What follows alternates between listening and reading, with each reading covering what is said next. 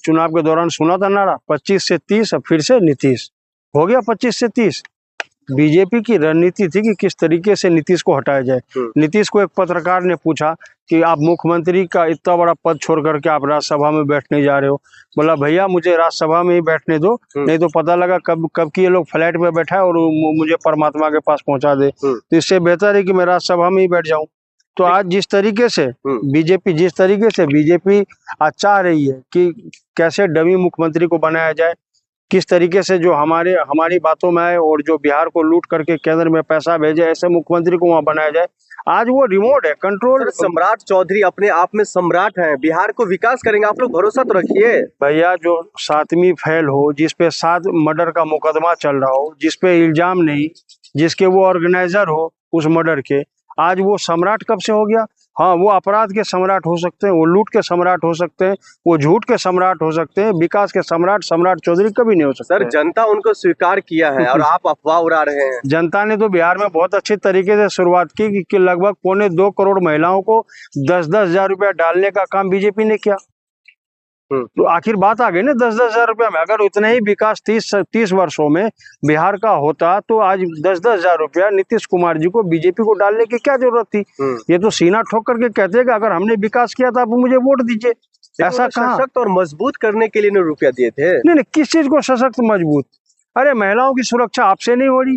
बिहार का डाटा उठा के देखिए, पर डे लगभग 9 महिलाओं के साथ रेप और बलात्कार हो रहा है।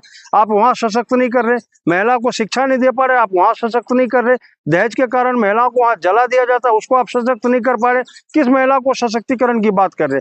आज वो लोग महिलाओं को सशक्त करने की बात कर रहे जिसका 8 लाइन हाईवे पे महिलाओं के साथ दुष्कर्म करने का वीडियो पूरे विश्व ने देखा है।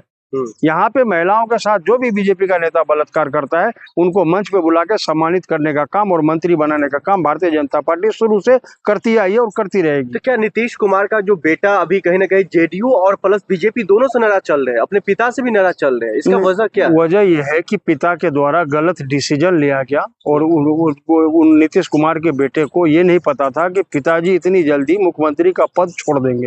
अब मजबूरी क्या है वो नीतीश कुमार ही बता सकते हैं, क्योंकि जो इंडिया गठबंधन में थे वो तो वो मुख्यमंत्री का चेहरा थे। लास्ट में वो राज्यसभा बना दिया गया। अब राज्यसभा में उन्हें खुशी मिली, मुख्यमंत्री के पद को ठुकराया। अब हो सकता हो नीतीश कुमार जी के लिए प्रधानमंत्री और मुख्यमंत्री से बड़ा पद राज्यसभा लग रहा हो, या उन्हें भी जान का कोई खतरा महसूस हो रहा हो। जिस तरीके से पूर्व मुख्यमंत्री अजीत पवार हो, चाहे वो गुजरात के पूर्व मुख्यमंत्री जिनका प्लेन क्रैश हो गया, तो हो सकता है इसी मामले से डर गए वो। हाँ, लेकिन सर सवाल ये भी निकल करके आ रहा है, जो नीतीश कुमार बिहार छोड़ दिए हैं, अब उनका बेटा कमान संभालने की बात आ रही थी, उप मुख्यमंत्री बनाने की बात आ रही थी, वो नहीं बनाया गया। कहा जा रहा है कैबिनेट में भी अब जगह नहीं मिल सकती है। मैं आपको क्या बोला कि जो भारतीय जनता पार्टी है, जो उनके साथ रहा है, उनको वो दूध में मक्खी की तरह निकाल करके फेंका है। चाहे जदयू हो, चाहे शिवसेना हो, चाहे शिरोमणि अकाली दल हो, चाहे चिराग पासवान हो। चिराग पासवान के तो घर में आग लगाने का काम बीजेपी ने किया। उनके घर में आग लगा, चाचा भतीजा में घर में आग लगाने का काम किया। बीजेपी अजीत पवार शरद पवार में घर में आग लगाने का काम किया। तो सर क्यों राजनीति में तो कहा जाता है कुछ भी संभव है, तो नीतीश कुमार का बेटा चिराग पासवान से बातचीत क्यों नहीं करते? नहीं, तेजस्वी यादव की तरफ क्यों नहीं झुकाव रखते? नहीं, देखिए राजनीति में हर चीज संभव है, लेकिन राजनीति का एक भाषा तो आपको समझनी होगी। उसका मेन मुख्य भाषा है विचारधारा।